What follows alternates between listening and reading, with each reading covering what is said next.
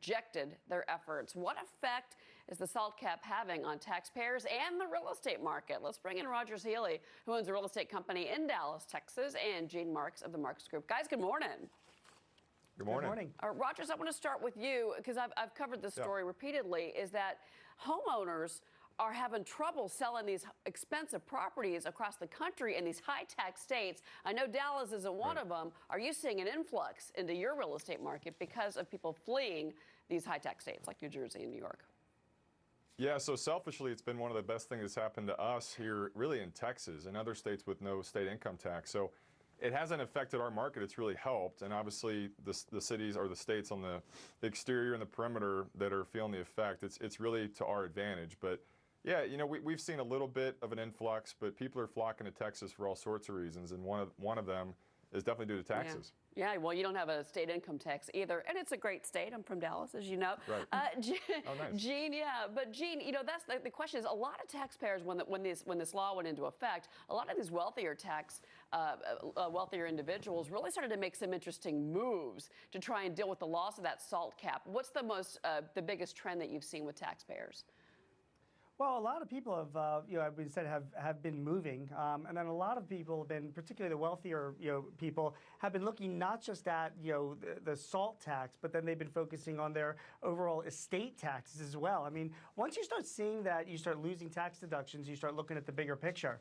So there was a study that just came out from the University of Berkeley just earlier this week that said that 1 in 5 billionaires had actually moved from their states to lower taxing states, not just because of obviously the SALT tax, but also because the states don't charge estate tax as well. Because the estate tax is also another big thing. So if you're quite wealthy, you not only have to deal with not getting that deduction anymore for state and local taxes, but you can be taxed on your assets up to 40% by the federal government, and some states tax you another 15 to 20% as well on your assets. So a lot of the wealthy are like, let me move to states where that's less of an impact. Yeah, well, I mean, we were looking at an example of Jeff Bezos, for example. Right. And that estate tax, because he lives in Washington, it would be a $12 billion tax bill for his estate based on his net worth. He's, of course, the richest man in the country, or maybe the world. Change. Yeah, so maybe that's a big hit for him. I don't know, Rogers. But, at the same time, are you seeing those buyers coming into your market that are those wealthier buyers that are getting a lot more home, I'm assuming, because they did sell in states where they had less property. Now they've got that cash, I would think, put down and kind of build almost like a mega mansion in the Texas area.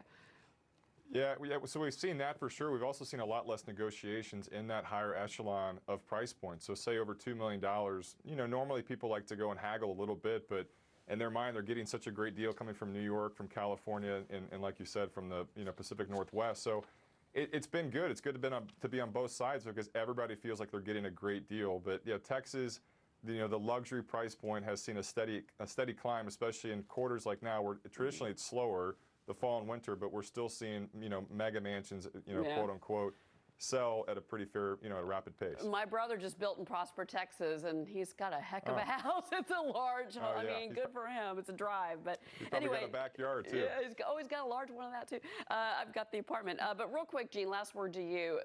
The state issue, because the revenues that states can bring in from that death tax that you brought up, and I'm glad you did, seems to be outweighing the lost income taxes from the rich who are fleeing the states. The state governments aren't necessarily suffering as much.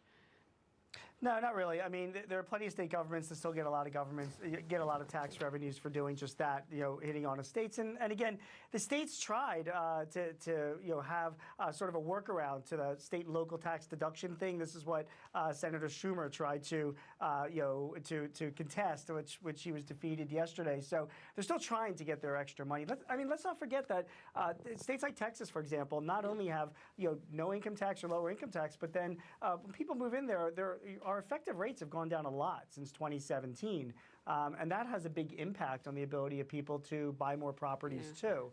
And I think states with lower income tax are benefiting from that. Yeah, a lot of moves have been made for sure. Gene Marks, Rogers Healy, guys, thank you so much for your time this morning. Thanks. Still ahead, President Trump and Joe Biden's dueling economic messages go head-to-head in Pennsylvania.